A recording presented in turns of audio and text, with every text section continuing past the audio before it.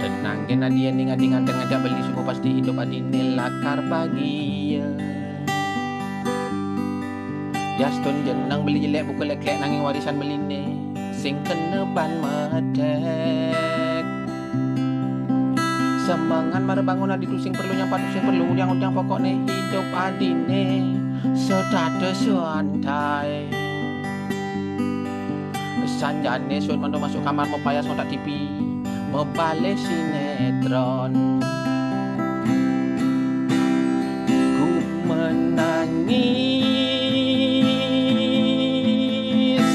membayangkan itu nogen geginan adi sebilang wai.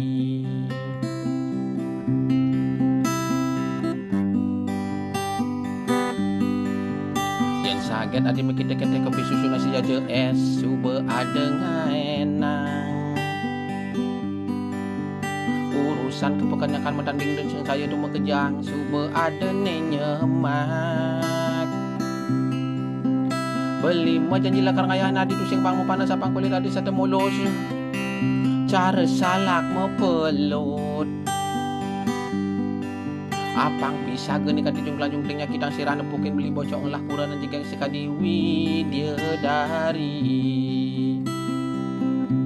melah kurang sekadiwi dia dari lakar sayangan sing bangudang-udang melah kurang sekadiwi dia dari lakar sayangan sing bangudang-udang.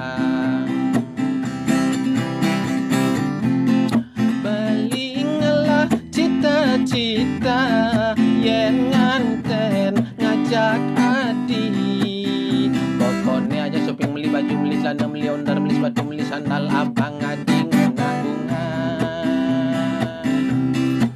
olahraga mau sehat senam pagi senam sore misi tim abang tetap awet muda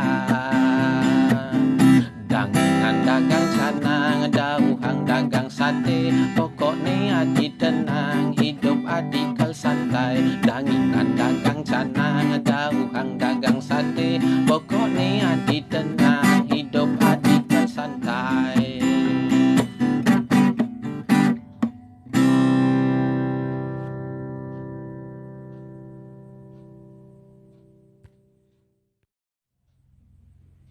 Ingat kan guys, subscribe channel Kaligon